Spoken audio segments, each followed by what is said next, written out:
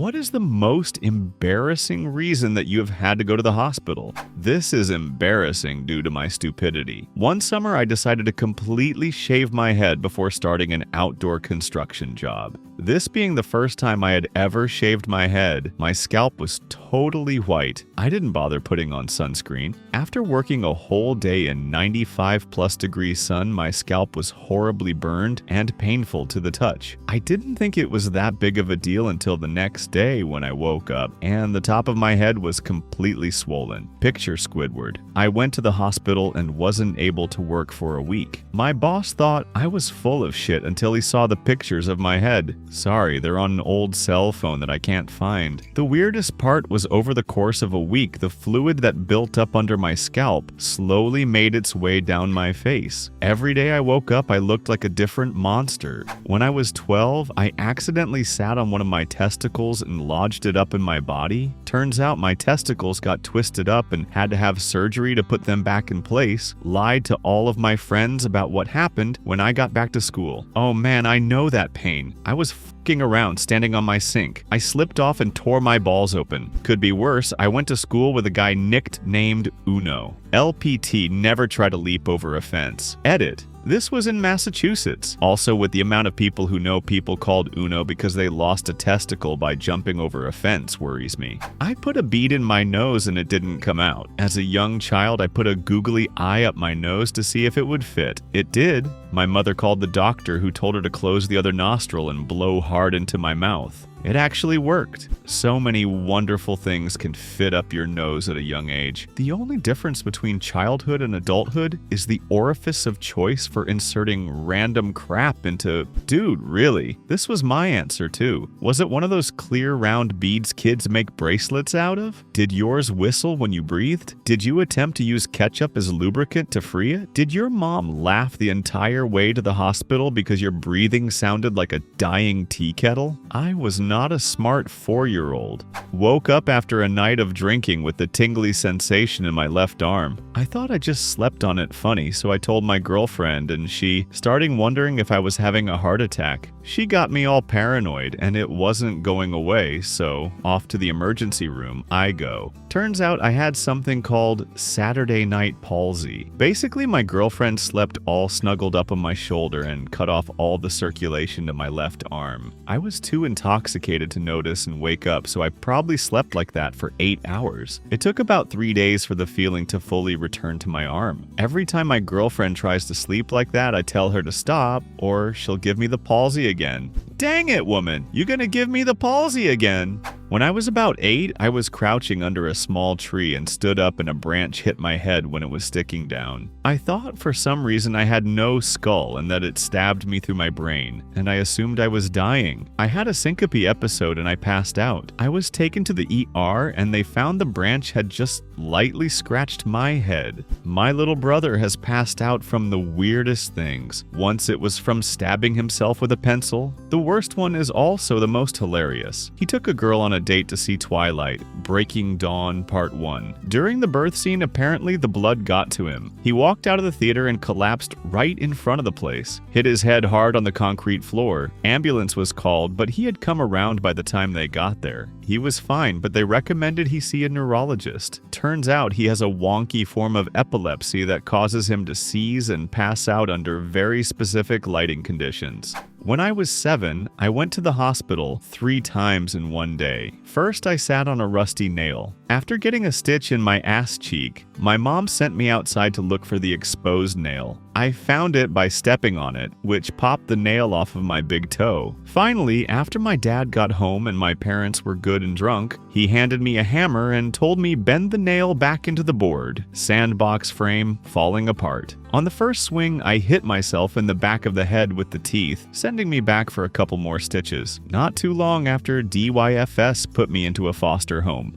I was laughing. Then I felt like a horrible person. Was your outplacement permanent or did you rejoin your parents? Foster home until 8. group homes until 18. My older sister was trying to convince me to jump in a pool with her. I was scared of swimming and it was the deep end. I ended up jumping in, changing my mind halfway through and turning around. I split my chin open really badly on the concrete and had to go to the emergency room for stitches. My sisters never let me forget that incident, unfortunately. On the bright side, I'm a pretty good swimmer now. Chin up, you turn the situation around and learned a valuable lesson. I can't believe my suffering has been reduced to puns. You know how when you were in grade school, your teacher would tell you to keep all 4 chair legs on the floor and not tilt back because some dipshit kid fell over and cracked their head like 15 years ago? I'm the dipshit kid that fell over in the chair. Had to go to the ER and get stitches in my head. It wouldn't be the worst thing in the world, except I managed to do it on 2 separate occasions. Edit. Because making minor grammatical errors when you're typing quickly upsets people. I also was the dipshit kid. 3 staples in the back of my head. You probably should avoid falling on a stapler. Pulled a pen apart and get the spring out, somehow ended up twisting one end into my finger. Tried for ages to try and get it out. Had to go to the hospital to get it removed. Nurses insisted on taking photos of it. Ended up on one of the hospital walls. Edit. I really can't believe so many of you ripped them out. I don't know if mine was in deeper or something, but I had to get a local anesthetic. Drank a potion my cousin and I made when I was 10. It was basically a mixture of everything under the kitchen sink. Tongue turned purple. Had to drink ipecac syrup. Good times. I had to drink that same nasty syrup. This was when I went to the hospital after consuming an entire bottle of the medicine that tastes like bubble gum. A June beetle got stuck in my ear. Yeah, the thing burrowed down against my eardrum, and when it couldn't go any further, it tried to fly out. FYI, their wings are very sharp and your eardrum has a lot of nerves. No. Why would you ever say this? One time I went to the hospital because I thought something was going on with my appendix. Turned out I was just really constipated. That actually happens a good bit. I went to a fraternity formal as my friend's date at a really nice restaurant, and I choked on a piece of prime rib. Couldn't talk or breathe kind of choke. In the midst of chaos and people yelling and trying to remember how to do the Heimlich, the prime rib slid down my throat, opening up the airway but still blocking my entire esophagus. I had tried drinking water, which only pooled up on top of the giant piece of meat in my throat. There are sexual innuendos everywhere, I am very aware. I proceeded to throw up all the water on my plate. For the next 16 hours, nothing could stay down because I would swallow, it would hit the blockage, and then come right back up. Finally, I went to the ER because I was getting super dehydrated. After numerous attempts to try and dissolve the meat in my throat with nasty tasting Alka-Seltzer type stuff, they had to put me under to do an endoscopy and scoop it out. I barely knew anyone at that formal, but I made a lasting impression. To this day, people will tell me to take small bites and chew my steak. TLDR, prime rib surgically removed from my throat after ruining a fraternity formal. I scratched my balls so hard it got wounded and then infected. Could only walk like a crab with legs wide open for 2 weeks. Had to go to the hospital that way. Jesus, cut and clean your nails. Someone needs to learn the pinch and roll. One day I drank 5 liters of Coca-Cola in 2 or 3 hours while playing video game. Oh God, the pain. I cannot describe the pain, but it hurt so much. Spent the night at the hospital. Don't do this. Don't ever fucking do this. I hear Mentos helps with that. I got my penis stuck in my life-size Sonic the Hedgehog figurine. That was hard to explain to the doctors. While 8 months pregnant, I performed oral sex on my significant other. He held my head down while he came, and I ended up gagging and throwing up on his dick. At this moment, lots and lots of liquids began shooting from my privates. I ran to the bathroom, leaving a giant mess behind me on the bed, down the hall, and all over the tile floor. I was absolutely convinced that my water had broken early. After the 2 of us got tidied up, we went to the hospital's birthing center. While doing intake, a middle-aged nurse asked what I had been doing when I thought my water had broke. Choking on what? A dick. "And I assume this gentleman was there to witness this event?" she asked, trying so hard not to laugh. Later, it was explained to me that I squirted. TDLR. I choked on a dick, came buckets, and thought my water had broke while 8 months pregnant. Okay, I hate to break it to you, but I am pretty sure you didn't squirt. I have 2 kids. Anytime after about 8 months pregnant, if I have vomited, the force of doing so made me pee. I feel pretty confident that you peed. Unless you always orgasm from giving a blowjob? Edit. If karma was urine, it is like I choked on a dick. I'm actually making a throwaway account for this one. It was 12 years ago and hormones were running rampant through my 13-year-old self after school one Monday. Now, God only knows what the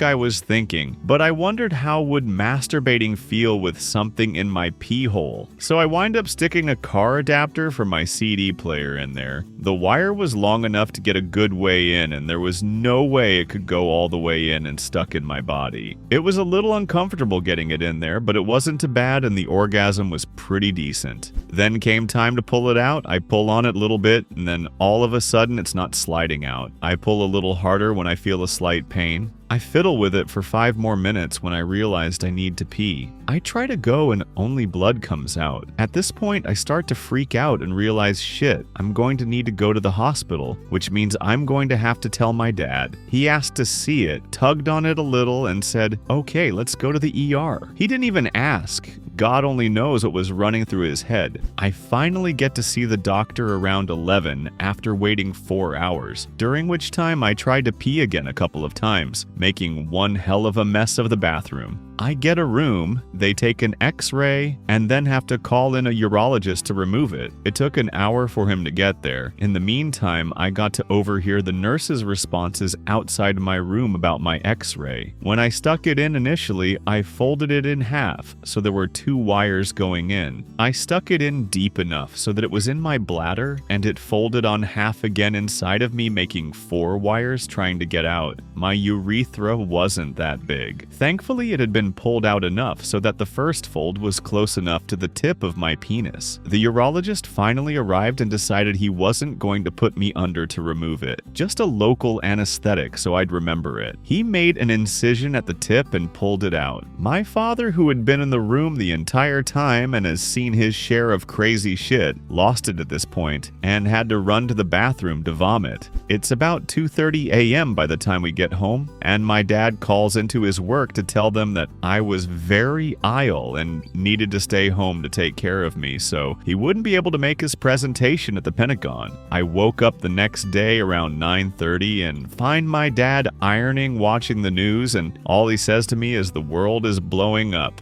I look at the TV to see the Twin Towers on fire, and then shortly after fall down. And that is how I saved my father's life with my penis. Edit. If you want proof, I still have a small scar on the tip of my penis from the incision I can upload a pic of. If you want more proof, I can try to dig through my medical record, but it will take some time. Thanks for watching. Thanks for subscribing. Thanks for liking. Bye.